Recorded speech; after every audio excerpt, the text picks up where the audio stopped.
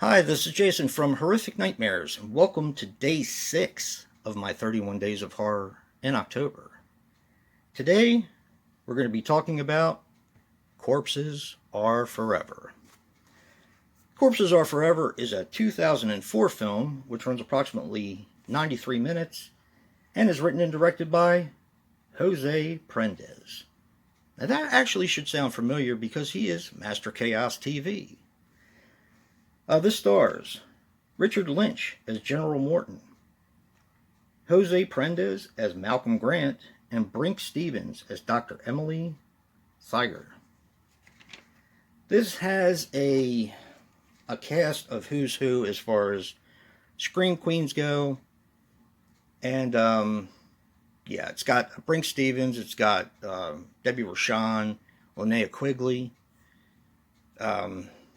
There's some other people in it too. One of the guys that just died, that I actually bought one of his films, and I can't remember the guy's name, but he was Jangel, and it was on my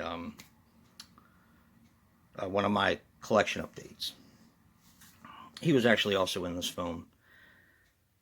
Okay, one of the things I thought was really cool about this is that at the very end, they dedicated this to Linnea Quigley's dog. She apparently has 5 dogs, and this was Jose Prendez's favorite of the 5, and it passed away during production, from what I understand. So that was really sad for me, and they show a picture of the dog at the end, so it was cool that they did that. This is actually a very creative movie, but it is also extremely low budget, so take that into consideration if you decide to watch this, because if you don't like low budget films, this is probably not going to be for you. Okay, I'm going to see if I can explain this. This is basically an action, crime, thriller, horror movie. And you have Jose Prendez. Oh, Felissa Rose is in this too. I just kind of paused there. I was like, wait a minute. I forgot to say Felissa Rose. So, like I said, it's a who's who of Scream Queens and other talent. Okay, Jose Prendez plays 2 characters. He plays Malcolm Grant, who is a spy, who gets picked by an organization to try to stop this zombie apocalypse that has happened. How does he stop the zombie apocalypse? Well, apparently they found out who Patient Zero was, but the guy's dead. So what they did was they concocted this truth serum that bonds with the DNA of the person who is taking the truth serum, and it can make them go in as someone else in the past. So Jose Prendez takes this this concoction that they created in a lab, and he's able to become Patient Zero. So what they want to do is find out how to stop it by finding out how it started. Now, that's kind of it in a nutshell. You get some betrayals going on and so on and so forth.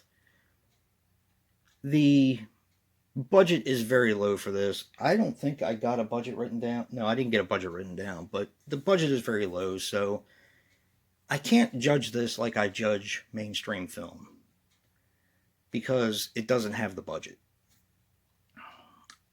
Did I like this movie? I liked that it was very creative. I like the cast. He has my admiration for being that close to Debbie Rochon and Linnea Quigley and Felissa Rose, and actually Richard Lynch before he passed away. R.I.P. Richard Lynch. But it's not a good movie. But this is going to be a weird thing to say. But at the very end, they said that the guy's name is Malcolm Grant. They said Malcolm Grant will return in The Corpse Who Loved Me. And I actually wanted to see that. So, I mean, like, it's kind of a quirky play on James Bond with zombies and Scream Queens and a lot of blood. The blood was done pretty well. Some of it looked like it was digital, which I'm not a big fan of, but the practical effects were decent. The zombie makeup was okay. It wasn't bad.